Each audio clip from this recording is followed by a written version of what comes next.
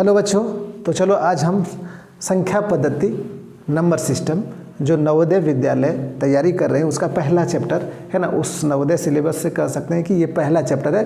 तो ये टॉपिक्स हम आपके लिए लेकर के आया हूँ।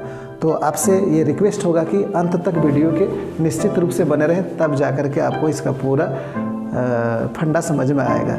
सबसे पहले मैं एक रिक्वेस्ट आप सभी बच्चों के साथ साथ आपके पेरेंट्स से भी मेरा रिक्वेस्ट होगा कि यदि आप मेरे वीडियो के साथ हर रोज़ एक घंटा देखते हैं तो आपको मैं फुल गारंटी के साथ कह सकता हूं कि आपकी सफलता हम नवोदय में निश्चित रूप से दिला सकते हैं, है ना। तो ये आपके गार्जियन से, आपके पेरेंट्स से भी मेरा रिक्वेस्ट है कि अपने बच्चे को मेरे साथ ये प्रेरित करें कि वो हर एक घंटा हर दिन निश्चित रूप से मेरे वीडियो को देखें। नवोदय का जो है फुल कोर्स हम निश्चित रूप से आपको तैयार करा देंगे। ये बिल्कुल फ्री ऑफ कॉस्ट रहेगा, कोई खर्च नहीं, है ना। तो चलिए हम आज पहला दिन पहला क्लास लेकर के आए हैं, जो नवोदय सिलेबस का पहला चैप्टर कह सकते हैं, वो संख्या पद्धति है। तो हम लेके चलते हैं। सबसे पहले यदि आप मेरे चैनल पर नए हैं तो मेरे इस चैनल को आप सब्सक्राइब कर लें। आगे हम चलते हैं वक्त को ज़ाया ना करते हुए। तो देख सकते हैं ये क्या है, संख्या पद्धति, है ना। जैसे चैप्टर के नाम से ही पता चलता है संख्या पर आधारित ये चैप्टर है ना। तो हम संख्या समझेंगे। संख्या को समझने के पहले हमको अंक समझना है। अंक क्या होता है? जी हाँ, बहुत बच्चों को ये पता भी होगा कि अंक क्या है। खैर कोई बात नहीं है, लेकिन अभी अंक के बारे में समझते हैं। अंक क्या है ना। तो ये अंक क्या होता है, जैसे कि हम बता दें, 0 एक अंक है, 1 अंक है, 2 3 4 5 6 7 8 और 9, ये 10 जो दिख रहे हैं संख्या 1 2 3 कहने का मतलब 10 जो है ये सभी अंक है। और इन्हीं अंक पर आधारित पूरा मैथ हम कह सकते हैं टिका हुआ है। अर्थात यही 10 अंक एक तरह से मैथ का नायक है, जिस पर जितनी भी संख्या कह सकते हैं, छोटी बड़ी संख्या, इन्हीं से मिल करके बनते हैं, है ना। तो जैसे कि संख्या का एग्जाम्पल हम बोलें, कोई एक संख्या बोलो, है ना, तो संख्या क्या कहेंगे, है ना। कोई संख्या बता सकता है बच्चों? जैसे 512, ये क्या है? एक संख्या है। लेकिन ये जो संख्या है किन से बना है? इन्हीं अंकों से मिल करके बना है। जैसे ये 5 1 और 2 तब मिल करके क्या बना? 512। तो ये एक संख्या है। क्या है? एक संख्या है। लेकिन ये संख्या 3 अंक से मिलकर के बना है, 5 1 और 2, है ना। तो इस तरह से कर सकते हैं। और संख्या जितना हो सके बड़ी से बड़ी हम कर सकते हैं। जैसे कि ये एक संख्या है ना। जैसे कि देख पा रहे हैं 6 7 4 3 2, ये भी एक संख्या है। ये सभी संख्या जो है अंक से मिलकर के बने हैं, ठीक है ना। तो अंक यहाँ क्या कर सकते हैं, यहाँ से 0 से 9 तक ये अंक है। खुद में ये भी संख्या है। ये जितने अंक दिख रहे हैं अंडरलाइन कर देते हैं, ये इसको हम अंक बोल सकते हैं। लेकिन स्वतंत्र रूप से इसको देखा जाए तो ये भी स्वतंत्र रूप से कह सकते हैं कि ये सभी खुद एक संख्या भी है और अंक भी है। लेकिन इन अंक से जो संख्याएं बनती है ना, बड़ी से बड़ी, ये अंक से मिलकर के ही बनते हैं, इनको हम संख्या कहते हैं। चलिए अंक और संख्या के बारे में शायद आपको पहले से भी जानकारी हो, है ना, और थोड़ा मोड़ा हम भी दे दिए हैं। चलिए आगे हम बोल सकते हैं कि जैसे कि एक क्वेश्चन के रूप में कहें कि एक अंक की संख्या कितनी है। एक अंक की संख्या कितनी है? तो एक अंक की संख्या, जैसे कि जितना अंक हम लिखे, ये सभी जो है एक अंकीय संख्या है। 0 एक अंक है कि नहीं? 1 एक अंक है कि नहीं? 2 भी एक अंक का है। तो ये 0 से लेके 9 तक जो है एक अंक की सभी संख्याएं हैं, ठीक है ना। और खुद में ये अंक भी है। चलिए अब यहाँ से हम बोल सकते हैं कि 2 अंकीय संख्या क्या क्या होगा? क्या होगा 2 अंकीय संख्या? जी हाँ, 10 से स्टार्ट होगा। फर्स्ट संख्या क्या होगा? 10, जिसमें 2 अंक है, 1 और 0, है ना। 10 के बाद क्या होता है? 11। उसके बाद क्या होता है? 12। इस तरह से कहाँ तक जाएंगे? 99 तक जाएंगे। 100 यदि हम जाते हैं तो 100 3 अंक का हो जाता है, ठीक है ना। तो ये 2 अंकीय संख्या है। अब यहाँ से हम कह सकते हैं कि 2 अंकीय जो संख्या है उसकी कुल कितनी संख्या है? जी हाँ, 2 अंक की कुल संख्या कितनी होगी? तो कैसे प्राप्त करेंगे कुल संख्या? कुल संख्या को हम कैसे प्राप्त कर सकते हैं? जो सबसे बड़ी 2 अंकीय संख्या है उसको हम लिखेंगे 99 और उसमें माइनस कर देंगे, घटा देंगे। क्या करेंगे? घटाएंगे क्या? 10 को नहीं, 1 अंकीय बड़ी संख्या को घटा देना, अर्थात 1 अंक की बड़ी संख्या क्या है? 9। इसको माइनस कर देते हैं तो कितना होता है? 90। अर्थात 90 ऐसी संख्या है जो कि 2 अंकीय संख्याएं हैं। क्या समझ में आ रहा है कि नहीं आ रहा है ना? चलिए, वहीं 3 अंकीय संख्या यदि पूछा जाए, इस तरह से कोई भी अंकीय संख्या पूछा जाए तो आप आराम से उसको बना सकते हैं, है ना। और एक चीज़ और कह देना चाहते हैं कि संख्या पद्धति चैप्टर से हर बार नवोदय की परीक्षा में 2 से 3 क्वेश्चन निश्चित रूप से पूछे ही जाते हैं, जिसको अब आराम से इसको देखने के बाद, इसको थोड़ा सा रिवाइज कर लेने के बाद, है ना, इसके 2-3 क्वेश्चन आप आराम से इसको सॉल्व कर सकते हैं। तो इसलिए आपके लिए ये बेहद ज़रूरी है, बहुत खास है, इसलिए आप निश्चित रूप से वीडियो के अंत तक बने रहें, भागने की कोशिश मत करें। चलिए, 3 अंकीय संख्या यदि हम बात करें तो क्या होगा? 3 अंक की जो संख्या है शुरुआत कहाँ से होता है? फर्स्ट संख्या 100 से शुरू होता है, और इस तरह से कह सकते हैं 101, 102, इस तरह से चलते चलते कहाँ तक जाएगा? 999 तक जाएगा कि नहीं जाएगा? 999 तक। तो अब 3 अंक की कुल संख्या यदि हमको निकालना पड़े तो क्या करेंगे? जो सबसे बड़ी संख्या है, जो सबसे बड़ी संख्या, उसमें 2 अंक की सबसे बड़ी संख्या को घटा देना है ना। ठीक है, तो घटा देने पर क्या होगा? 9 में 9 घटेगा तो 0 होगा, वहीं 9 में 9 ये घटेगा तो फिर 0, और ये अर्थात 900 संख्याएं जो होगी वो 3 अंकीय संख्याएं होंगी। इस तरह से हर, है ना, इस तरह से क्या होगा? जितने भी अंक के संख्या का कुल संख्या यदि हमको निकालना पड़े तो क्या करेंगे? इसी तरह से बड़ी संख्या में उसको माइनस कर देंगे तो हो जाएगा, जैसे कि आप समझ चुके होंगे। एक एग्जाम्पल और ले लेते हैं। चलिए, 4 अंक की कुल संख्या कितनी होगी, है ना, इसको निकालना पड़ रहा है। तो हमको 4 अंक की कुल संख्या की बात करें तो ये शुरू कहाँ से होता है? ये यहाँ से होता है, और इसका एंडिंग कहाँ तक होता है? 4 9, है ना। ठीक है, तो बड़ी संख्या में हमको क्या करना है?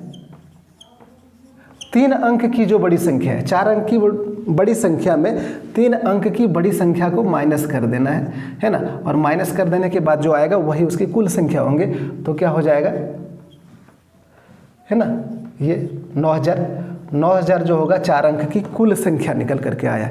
तो इस तरह से आप समझ गए होंगे कि कुल संख्या हमको कैसे निकालना है ना। वहीं बड़ी और छोटी संख्या, है ना, 4 अंक की छोटी संख्या क्या होगा? 1 लिख करके 30, है ना, ये यहाँ से शुरू होता है 4 अंक की, इसलिए ये छोटी संख्या एंड कहाँ होता है? समाप्त कहाँ होता है? 4 9 जहाँ हो जाता है वहाँ समाप्त, है ना। इसमें यदि 1 हम जोड़ दें तो क्या हो जाएगा? वो 5 अंक का बन जाता है। क्या अंक का बनता है? वो 5 अंक का बन जाता है। इसलिए 4 अंक का जो अंतिम संख्या होगा, लास्ट संख्या जो होगा, ये होगा। इसलिए सबसे बड़ी संख्या ये हुआ 4 अंक का, 4 अंक का सबसे बड़ी संख्या ये हुआ। और जो वही छोटी संख्या 4 अंक का कौन चीज़ हो रहा है? ये छोटी संख्या हो रहा है 4 अंक का, है ना। ये छोटी संख्या, वो बड़ी संख्या है। तो ये चीज़ भी समझ रहे हैं कि 4 अंक की छोटी संख्या यदि पूछे तो जो 4 अंक का छोटी संख्या होता है वो जहाँ से शुरू होता है, अर्थात इकाई, दाई, सैकड़ा, हजार, 1000, वहीं बड़ी संख्या 9999। ठीक है, तो ये इस तरह से, तो कोई भी अंक का पूछे तो इस तरह से आप बना सकते हैं। चलिए, ये तो हुआ, इसको हम समझ गए। अंक के बाद हम संख्या को भी अच्छी तरह से समझ चुके हैं। चलिए, अब संख्या पद्धति में और भी कुछ होते हैं। हालांकि संख्या पद्धति जो चैप्टर है थोड़ा सरल जरूर है, बहुत सारे बच्चे जान भी रहे होंगे, लेकिन उससे क्या, हम इसको थोड़ा सा रिवाइज करा दे रहे हैं, दोहरा दे रहे हैं, तो इस पर थोड़ा सा ध्यान दें, है ना। अब हम चलते हैं सम संख्या। जैसे पूछा जाए, सब कोई जानते होंगे, बिल्कुल मान रहा हूँ, सम संख्याएं। सम संख्याएं क्या होती है? थोड़ा लिखावट पर ध्यान देना हमको जरूरी है। सम संख्याएं क्या है ना। सम संख्या क्या है?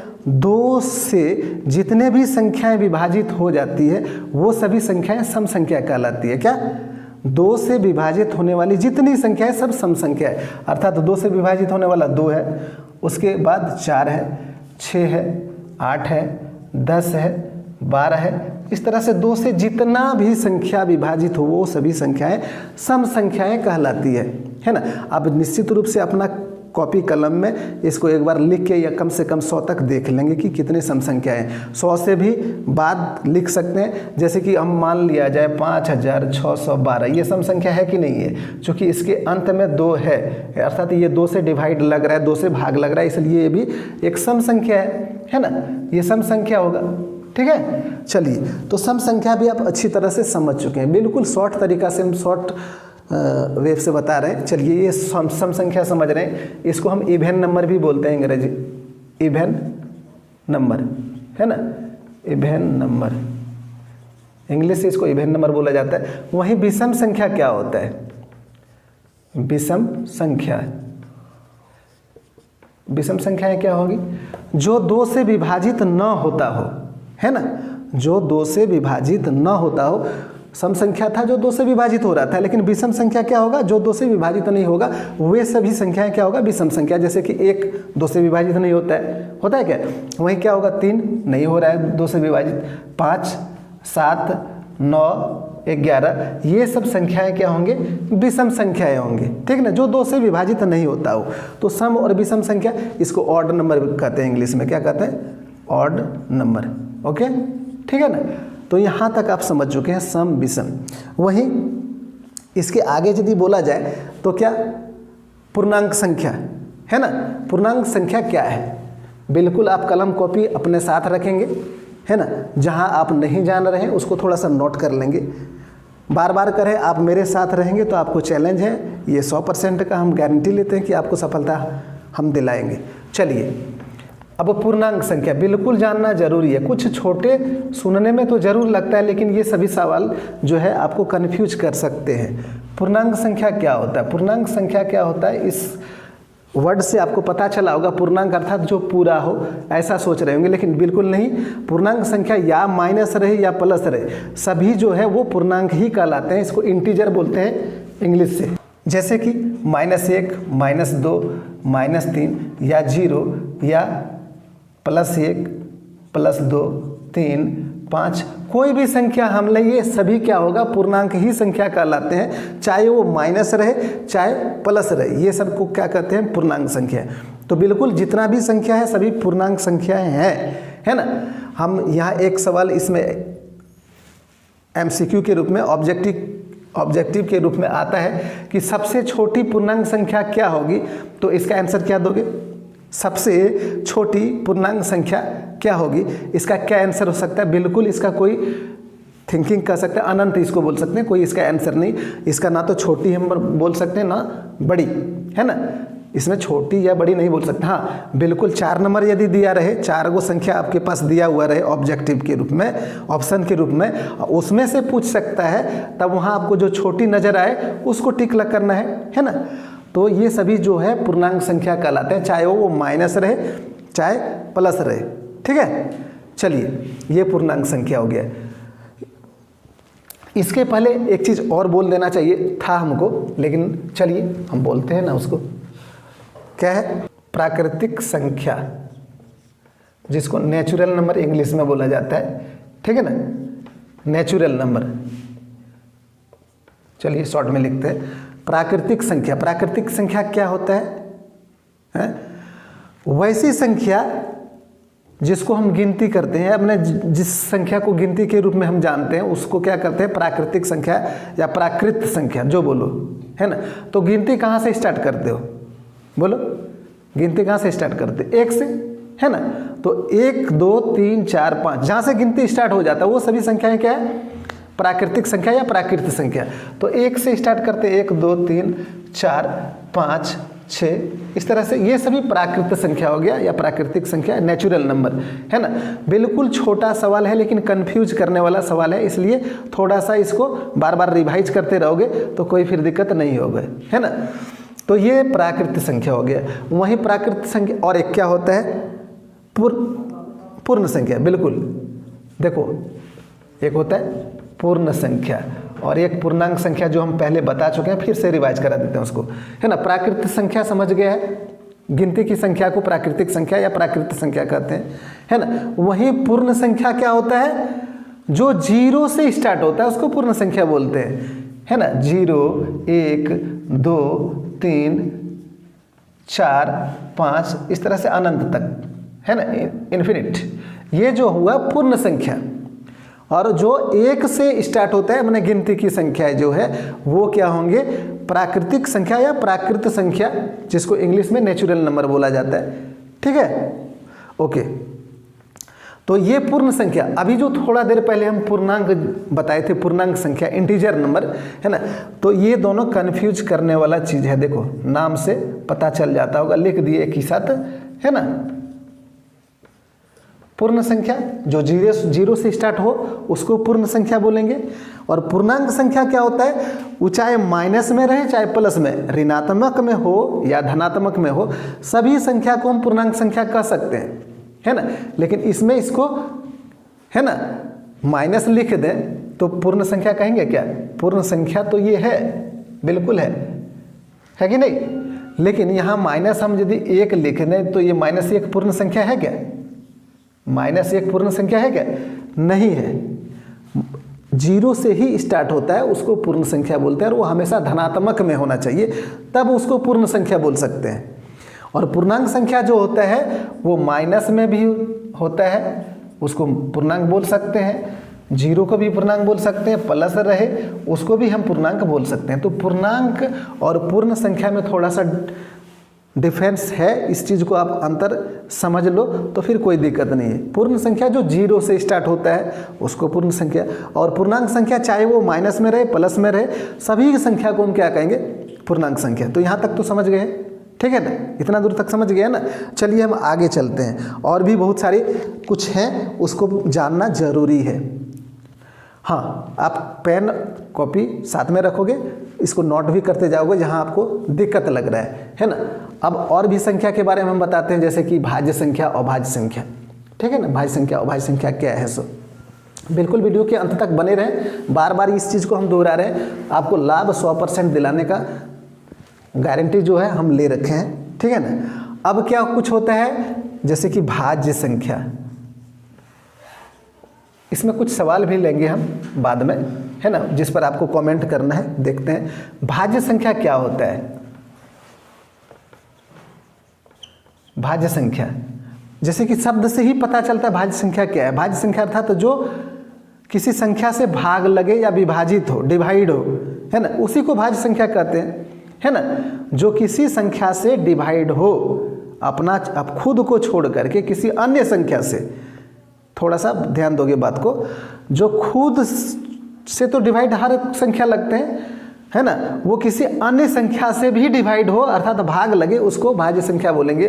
जैसे कि 4, 6, 8, 12, कुछ लोग 20, 25, है ना, ये जितने भी हम संख्या लिखें, बड़े से बड़ी भी संख्या ले सकते हैं एग्जाम्पल के रूप में, है ना। चलिए हम छोटे संख्या से ही बता रहे हैं, तो ये जितने भी हम संख्या लिए, ये क्या हो रहे हैं कि किसी अन्य संख्या से भाग लग रहे हैं। जैसे कि 4 किन से लग रहा है? 2 से भाग लग रहा है। वही 6 किन से भाग लग रहा है? 2 से भी लग रहे हैं और 3 से भी लग रहे हैं, क्या, ठीक है।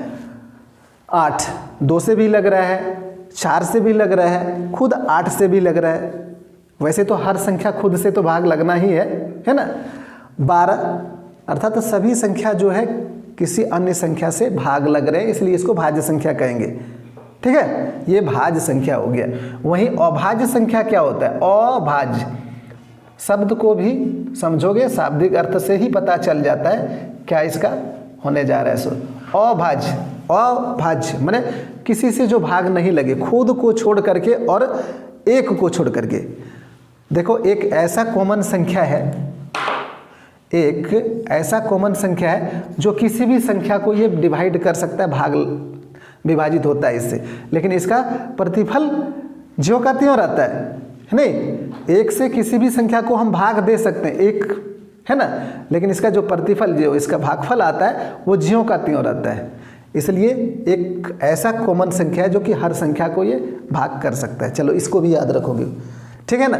चलिए हम बोल रहे थे अभाज्य संख्या। अभाज्य संख्या क्या होता है? जो एक और खुद को छोड़ करके किसी दूसरे संख्या से विभाजित नहीं होता हो, नहीं कटता हो, तो उसको हम अभाज्य संख्या कहते हैं, ठीक है।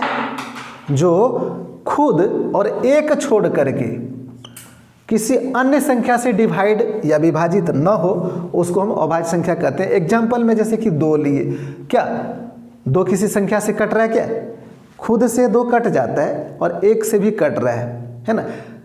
इसके अलावे तो किसी से नहीं कटता है, चूंकि ये तो खुद से छोटा ही है इसलिए, है ना। तो 2 और 1 से मात्र कटता है, माने खुद से कटता है और 1 से कटता है, इसलिए इसको अभाज्य की श्रेणी में रखा गया है, जो कि सबसे छोटी अभाज्य संख्या इसको बोला जाता है भी, है ना। चलो उसके बाद 3 को देखो तो ये सिर्फ 1 से कटता है, एक ऐसी संख्या जो कि हर संख्या को विभाजित कर सकता है। चलो 3 खुद से कटने वाला है और 1 से, इसके अलावा कोई संख्या नहीं है जो इसको काट सकता है, इसलिए ये अभाज्य संख्या है। वहीं 3 के बाद क्या होगा? 5 भी 1 से कटने वाला है और खुद से कटने वाला है, इसके अलावा कोई भी संख्या नहीं है जो इसको काट सकता है, इसलिए ये अभाज्य है। 7 है ना, 11, 13, हम जितने भी संख्या लिखें ये क्या हुआ? खुद से कटने वाला है या 1 से कटने वाला है, इसलिए इसको अभाज्य की श्रेणी में रखा गया है। तो यहाँ बोल सकते हैं कि सबसे छोटी अभाज्य संख्या क्या होगा? 2 होगा कि नहीं। वहीं सबसे बड़ी अभाज्य संख्या, आप ऐसा करेंगे 1 से लेके 100 तक सभी अभाज्य संख्या को लिख ले एक बार, है ना। प्रैक्टिस भी हो जाएगा कि कितनी संख्याएं हैं जो कि अभाज्य संख्या है। हमें आपको एक चीज़ बता देना चाहता हूँ, 1 से लेकर के 100 तक कुल 25 संख्याएं आपको मिलेंगे, कुल 25 ऐसी संख्याएं मिलेंगे जो अभाज्य संख्याएं है ना। अभी हम कितना लिखे? 1 2 3 4 5 6 को संख्या लिखे हैं मात्र, अभी और बाकी है 19 संख्या आपको लिखना है। सो आप इसके बाद 19 संख्या को लिखे, है ना, जो कि सभी अभाज्य संख्याएं हैं, है ना। तो 1 से लेके 100 तक कितनी कुल अभाज्य संख्या है? 25 ठो, है ना। 25 ठो जो है अभाज्य संख्या है। यदि 25 गो अभाज्य संख्या है तो भाज्य संख्या कितना होगा बता सकते हो तुम लोग? बोलो बाबू, बोल सकता है, कोई दिक्कत नहीं है। 75 गो। क्या आंसर आ रहा है? यदि 25 गो अभाज्य संख्या है, अर्थात जो शेष संख्या बच रहा है वो सभी क्या होंगे? भाज्य संख्या होंगे कि नहीं होगा? क्या? लेकिन ये 75 जो भाज्य संख्या तुम बोल रहे हो ये गलत है। 75 भाज्य संख्या नहीं होगा, है ना। 74 जो है, 74 ऐसी संख्या है जो भाज्य संख्या है। अब एक संख्या कहाँ गायब हो रहा है ना, है ना। 25 अभाज्य संख्या है और 74 भाज्य संख्या है, तो इन दोनों को ऐड करते हैं, जोड़ते हैं तो कितना होता है? 99, है ना। अर्थात एक अंक ऐसा कौन चीज़ है, एक संख्या ऐसा कौन संख्या है जो कि दोनों की श्रेणी में नहीं आता है, न तो अभाज्य की श्रेणी में आता है न भाज्य की श्रेणी में आता है ना। ऐसा कोई संख्या क्या दिमाग में आया? एक सबसे शुरू वाला जो प्राकृतिक जो गिनती स्टार्ट करते, एक जो है ये न तो अभाज्य की श्रेणी में इसको रखा गया है एक को, और न ही भाज्य की श्रेणी में रखा गया है ना। इसलिए एक ही एक ऐसा संख्या है जो कि दोनों की श्रेणी में ही नहीं रखा गया है। इसलिए 25 ऐसी संख्याएं होंगे जो अभाज्य संख्याएं होंगे, बाकी 74 ऐसी संख्या है जो भाज्य संख्या है, अर्थात दूसरे संख्या से कटने वाले, और एक ऐसी संख्या है जो ये दोनों की श्रेणी में नहीं है। इसलिए दोनों की श्रेणी में नहीं रखा गया है, चूँकि अभाज्य का हम अभी जो डिफिनेशन बताए थे, परिभाषा कि जो खुद से कटे और 1 से कटे, तो ये तो मात्र 1 से ही कट रहा है और खुद से जो बोलो, लेकिन एक ही नहीं, समझा।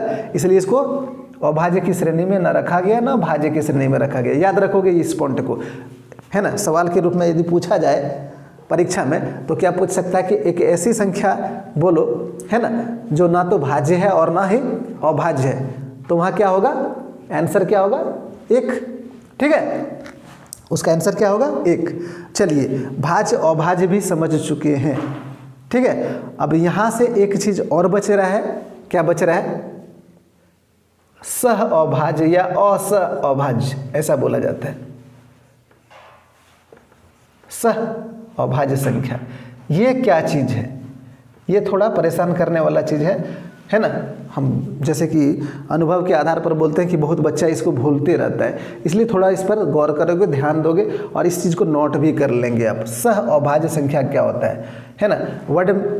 वर्ड से यदि इसको शब्दार्थ के रूप में देखा जाए, है ना, तो इसमें क्या कहता है? सह अभाज्य, मैंने साथ में अभाज्य, ऐसा लग रहा है ना। लेकिन इसका क्या मतलब है हम बताते हैं। इसका डेफिनेशन 2 संख्या या 2 से अधिक संख्या रह सकता है साथ में, दो संख्या या दो से अधिक भी संख्या रह सकता है साथ में, लेकिन तब उसको सहअभाज्य संख्या बोलेंगे जब उन संख्याओं का, जैसे कि एग्जाम्पल के रूप में हम बोल दें 7 और 5 या 5 और 12, ऐसा है ना। इसमें कौन युग्म है, इसको जोड़ी, युग्म मीन्स क्या होता है, जोड़ी, पेयर, है ना। तो इसमें से कौन ऐसा युग्म है कि जो सहअभाज्य संख्या या दोनों है, इसको देख लेते हैं, है ना। तो इसका पहले डेफिनेशन समझो तब समझ में आएगा। इसका डेफिनेशन, इसका परिभाषा क्या होता है कि वैसी संख्या युग्म, है ना, जिसका मौस 1 हो, उस युग्म को हमको सहअभाज्य कहना कोई दिक्कत नहीं है। जिसका मौस HCF यदि 1 निकल करके आता है तो वो युग्म जो है वो सहअभाज्य संख्या कहलाएंगे। तो हम देख सकते हैं चेक करके इसका मौसो क्या होता है, सो HCF क्या होता है। यदि आप HCF नहीं बनाने जानते हैं और जानते हैं तो चेक कर लें, नहीं जानते हैं तो उसके लिए भी वीडियो हम बना के देने वाले हैं। थोड़ा आपसे फिर से रिक्वेस्ट करते हैं कि बार बार कि आप मेरे साथ हर दिन 1 घंटा क्लास लेने चेष्टा करें, कोशिश करें, हम आपको मंजिल तक पहुंचाने का देते हैं, गारंटी लेते हैं। चलिए, तो HCF, जैसे कि 5 और 7 का HCF 2 विधि से बनता है, थोड़ा सा हम देख लेते हैं, नहीं जानते तो बाद में इस वीडियो को लेकर के आए।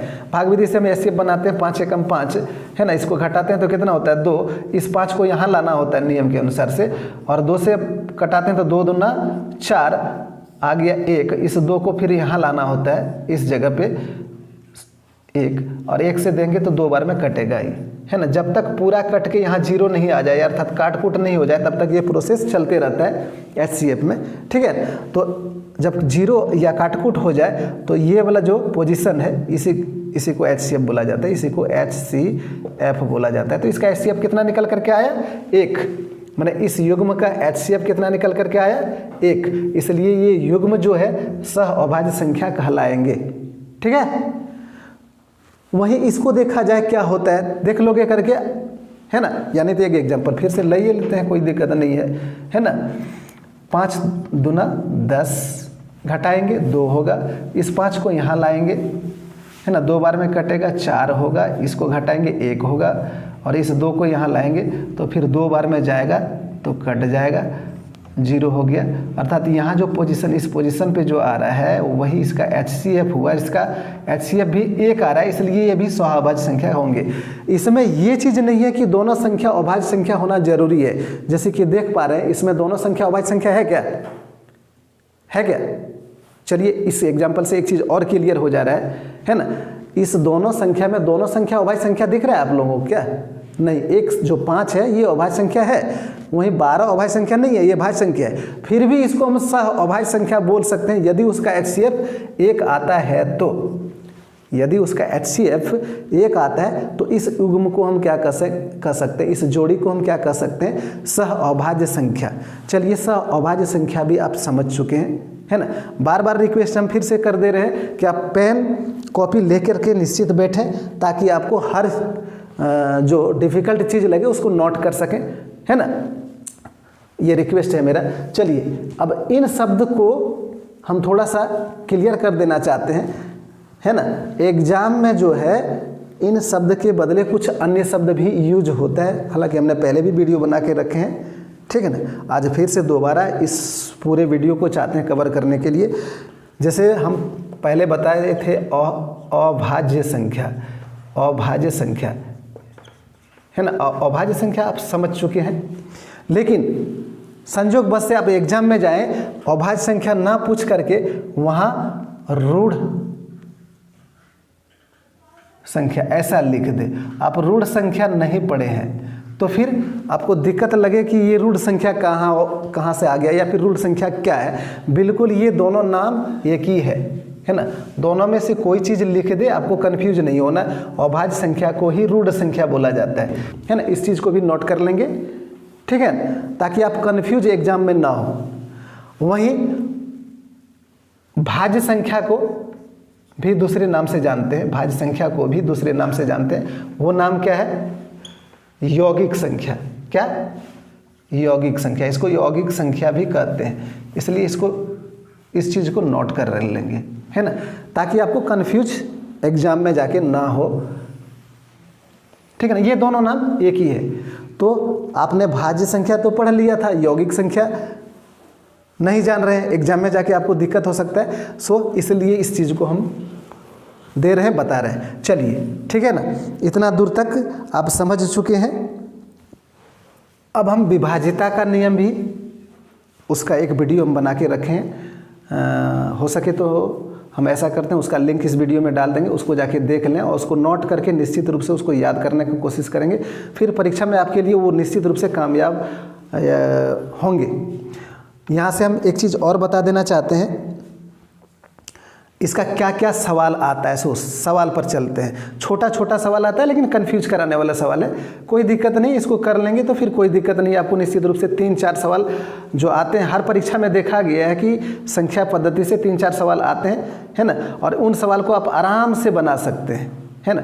उसका कुछ हम एग्जाम्पल लेते हैं क्वेश्चन के रूप में। जैसे सबसे छोटी अभाज्य संख्या क्या होगा, सबसे छोटी अभाज्य संख्या अभी जो पढ़ चुके हैं हम लोग, सबसे छोटी अभाज्य संख्या क्या होगा, 2 होगा, है ना।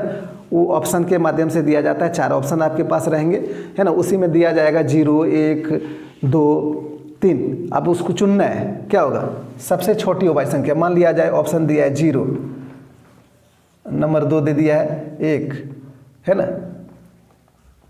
नंबर 3 दे दिया है 2 और नंबर 4 दिया है इनमें से कोई नहीं, है ना, इनमें से कोई नहीं। अब इस ऑप्शन से, 4 ऑप्शन से आपको चुनना है आंसर। सबसे छोटी अभाज्य संख्या हमको चुनना है, सबसे छोटी अभाज्य संख्या।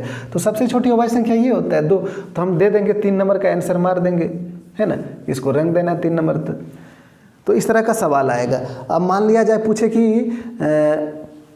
इन संख्याओं में कौन ऐसी संख्या है जो ना तो भाज्य संख्या है और ना ही अभाज्य संख्या है ना, ना भाज्य संख्या और ना अभाज्य संख्या। यहाँ बदल के हम 10 कर चुके हैं, है ना। तो इसमें कौन ऐसी संख्या है जो तो ना भाज्य संख्या और ना अभाज्य संख्या, उसका एक आंसर क्या होगा 1। ये दोनों श्रेणी में नहीं रखा गया। तो इस तरह का कुछ सवाल आते हैं, ठीक है। अब चलिए एक सवाल जो बहुत जरूरी है, बहुत बार देखा गया, हर परीक्षा, एक साल छोड़ करके, है ना, कह सकते हैं, वो सवाल आते रहता है। उस सवाल को हम लेते हैं। जैसे कि -1 को -1 से 100 बार गुना करने पर, 100 बार गुना करने पर क्या होगा, है ना। क्वेश्चन को थोड़ा सा पढ़ोगे, ध्यान दोगे, क्या लिखा है कि -1 को -1 से 100 बार गुना करने पर क्या होगा। अब ऑप्शन दिया हुआ है, चलो ऑप्शन भी हम दे देते हैं। 1, नंबर 2 -1, नंबर 3 2 और नंबर 4 0। अब इसमें से हमको चुनना है क्या होगा। सो कैसे बनाएंगे इसको, -1 को -1 से 100 बार गुना करने पर। ये बहुत बार पूछते रहता है ये सवाल। ऐसा भी आई है जो कि मान के चलो 1-2 साल के बीच में गैप छोड़ करके ये सवाल आते रहता है। सो इस सवाल को आपको ध्यान से देखना है। कैसे बनाएंगे, इसमें बोला जा रहा है कि -1 को -1 से 100 बार गुना करना है, अर्थात -1 को गुना करना है कौन सी से, -1 से 100 बार। 100 बार मीन्स क्या होता है, हम लिख सकते हैं इसके ऊपर 100 पावर लिख सकते हैं कि नहीं, 100 बार अर्थात 100 दफ़ा, है ना।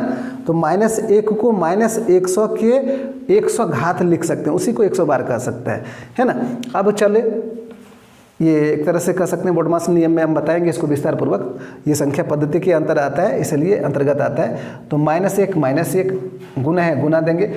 और हम जैसे कि जान रहे हैं कि किसी माइनस संख्या के ऊपर यदि सम संख्या का घात हो ना, -1 गुना करते रहेंगे और वो सम संख्या बार गुना करेंगे तो क्या होगा, प्लस में बदल जाएगा। क्या बोल रहे थे, माइनस बोल दिए क्या, वो क्या होगा, बदल के प्लस हो जाएगा, अर्थात ये +1 हो जाएगा। सम संख्या का यदि घात रहे तो ये माइनस बदल करके क्या हो जाएगा, प्लस हो जाएगा। क्या हो जाएगा, प्लस।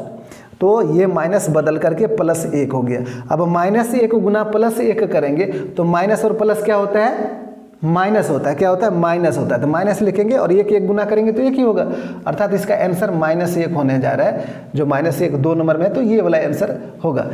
जहाँ ये भी देखा गया है कि बहुत बच्चों ने जहाँ भी कोई ट्यूशन पढ़ा हो या कोई कहीं से पढ़े हों, हम वहाँ गलती नहीं देना चाहते हैं, फिर कोई बात नहीं है। लेकिन बहुत बच्चों ने इसको क्या करता है कि +1 लगा के रखता है ना, इसलिए कि वो जानता है कि माइनस, वो इस तरह से हम पूछे हैं बच्चों को क्यों इस तरह दिए हैं, तो वो बता रहे थे कि -1 को -1 से 100 बार गुना करेंगे तो वो क्या हो जाता है, प्लस में बदल जाता है ना। उनका कहना इस तरह से होता है। थोड़ा सा विस्तार करते हैं इसी सवाल को, दूसरा सवाल लिखते हैं। चलिए, इस चीज़ को हम समझ चुके हैं बढ़िया से। देखो, सवाल मेरा यहाँ कहने का सीधा मतलब है कि सवाल का जो सेंस है, सवाल का जो अर्थ निकल कर के आ रहा है, वो चीज़ बच्चों को समझना बहुत ज़रूरी है। इस सवाल का जो सेंस आया था, हम अगला सवाल लिखेंगे सेम इसी तरह का, उसका सेंस थोड़ा सा समझ के देखोगे, दोनों का अलग अलग आएगा। लेकिन पढ़ने का जो ध्येय होता है, जो ये होता है, उससे ही आपको उसका सेंस समझ में आएगा। पहला क्वेश्चन ये था। दूसरा क्वेश्चन हम लिखते हैं सेम, -1 को 100 बार गुना करने पर क्या होगा। देखो, दोनों सवाल में कितना डिफरेंस है, कितना अंतर है, पढ़ के देख सकते हैं। अगला सवाल, सेकंड सवाल, ठीक है। दोनों सवाल को पढ़ लो। उसमें लिखा है कि -1 को -1 से 100 बार गुना करने पर, और इसमें सिर्फ लिखा है कि -1 को 100 बार गुना करने पर, है ना। दोनों का अर्थ जो है अलग अलग बिल्कुल है। तो ये चीज़ सभी जो बताने वाले होते हैं इस चीज़ को बता देते हैं बच्चों को, जिस कारण से वो जाके एग्जाम में गलती कर बैठते हैं। तो थोड़ा ध्यान दोगे क्या लिखा जा रहा है। -1 को -1 से 100 बार गुना करना है ना। 1 से 100 बार गुना करना है। इस चीज़ का क्या अभी बना के दिखाए, -1 गुना यहाँ +1 हो जाता है, और इसका आंसर लास्ट में क्या होता है, -1, है ना। ये वहीं इसको जब बनाने जाएंगे तो क्या होगा, -1 को 100 बार गुना करने का मतलब ये होता है, इस तरह से 100 बार 1 लिखेंगे और उसको गुना कर देंगे। इस सवाल का जो सॉल्व होगा, है ना, -1 -1 -1 -1 इस तरह से 100 बार लिखेंगे और उसको गुना कर देंगे। तो बिल्कुल हम जानते हैं कि 100 बार जब लिखेंगे अर्थात सम बार वो दोहरा रहे, और सम बार जब दोहराएंगे तो क्या होगा, चिन्ह जो होगा माइनस का वो प्लस बन जाएगा। क्या होगा, प्लस बन जाएगा। और एक एक कितनों बार हम गुना करेंगे तो वो यथा हमेशा क्या होगा, 1 ही रहेगा, इसलिए +1 आंसर होगा इसका। देखो, -1 को 100 बार गुना किए तो उसका आंसर +1 आया। क्या हुआ, +1 या 1 जो बोल सकते हो, है ना, एक ही चीज़ होता है। तो इसका आंसर 1 आया, जबकि वहीं -1 को -1 से 100 बार गुना किए तो उसका -1 आंसर आ रहा है। इस चीज़ को बारीकी से समझ लेंगे, है ना। हो सके तो वीडियो नहीं समझ में आ रहा है तो वीडियो को पीछे करके इसको जरूर समझ लें। ये सवाल बार बार पूछा जाता है, हम फिर से दूर आ रहे हैं, ये सवाल बार बार पूछा जाता है, ठीक है ना, इसलिए इस चीज़ को समझ लेंगे।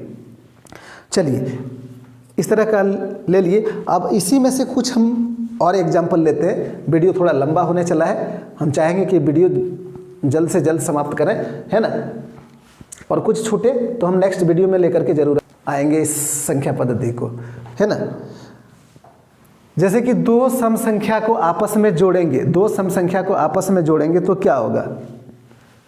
मान लिया जाए 2 सम संख्या, एग्जाम्पल के रूप में लेते हैं सम संख्या कैसे, 6 और 12, इसको जोड़ेंगे। 2 सम संख्या है कि नहीं, तो 2 सम संख्या को जोड़ेंगे तो क्या होगा, सम होगा या विषम होगा, ऐसा सवाल। देख जोड़ के देख लेते हैं, 12 और 6 कितना होता है, 18। 18 क्या, एक सम संख्या। तो इससे हमको पता चलता है, इससे हमको क्या पता चलता है, जब 2 को सम संख्या आपस में जोड़ेंगे, है ना, तो वो निश्चित रूप से सम संख्या बन के आता है। कोई भी दूसरा एग्जाम्पल आप देख सकते हैं, बिल्कुल, है ना। और ये सर्च करने का चीज़ है, आप अपने से खुद से 2-4 सवाल इस तरह 2 एग्जाम्पल ले सकते हैं और आपके दिमाग में ये हो जाएगा। वहीं यदि हम एक विषम संख्या लेंगे और एक सम संख्या लेंगे और उसको जोड़ेंगे तो क्या होगा। जैसे कि मान लिया जाए एक विषम संख्या का एग्जाम्पल बोलो 11, और एक सम संख्या का एग्जाम्पल बोलो कुछ बोलो 6। चलो 6 11 और 6 जोड़ के देखते हैं कितना हो जाएगा, 17। जब एक सम संख्या और एक विषम संख्या को आपस में जोड़ते हैं तो जो आंसर बनता है वो क्या होता है, एक विषम संख्या के रूप में उसका परिणाम निकल करके आता है। तो ये सब क्या करोगे, 1-2 एग्जाम्पल अपने से करके देखोगे तो समझ में आएगा। तो इस तरह से परिघटना जब होंगे तो वो क्या होगा, विषम संख्या के परिणाम आएंगे। चलिए, ये तो जोड़ वाला प्रोसेस देखें। वहीं यदि हम इस तरह से गुना करें तो मान लिया जाए दो सम संख्या है, उसको गुना करें तो इसका जो आंसर आ रहा है वो क्या होगा, सम संख्या होगा या विषम संख्या होगा, है ना। बिल्कुल एक एग्जाम्पल से ही हम पता कर लेते हैं, बाकी जितना एग्जाम्पल लेंगे वही चीज़ दोहराएगा, वही चीज़ होगा, है ना। 12 गुना 6 करेंगे तो कितना होगा, बोलो 72 होता है। बरछक 72, 72 क्या है, कौन संख्या है, सम संख्या है ना। तो दो सम संख्या को जब हम गुना करेंगे तो उसका जो परिणाम आएगा वो सम संख्या होंगे, है ना। वहीं एक सम संख्या हो और एक विषम संख्या हो, फिर उसको गुना करेंगे तो उसका क्या परिणाम होगा, सम संख्या होगा या विषम संख्या, क्या होगा बोलो, सम संख्या। 11×6 66 जो है वो सम संख्या है। बिल्कुल कोई दूसरा एग्जाम्पल लेके देख लो, एक विषम संख्या और एक सम संख्या, उसको फिर मल्टीप्लाई करो, गुना करो तो उसका जो परिणाम आने वाला होगा वो सम संख्या ही होंगे। जैसे कि मान लिया जाए 3 ले लेते हैं और एक ले लेते हैं 8, एक विषम है एक सम है, इसका परिणाम क्या आता है, 8 तिया 24, देख सकते हो ये सम आया कि नहीं आया। तो इस तरह से हम ये सब भी करके देखेंगे, पता चलेगा।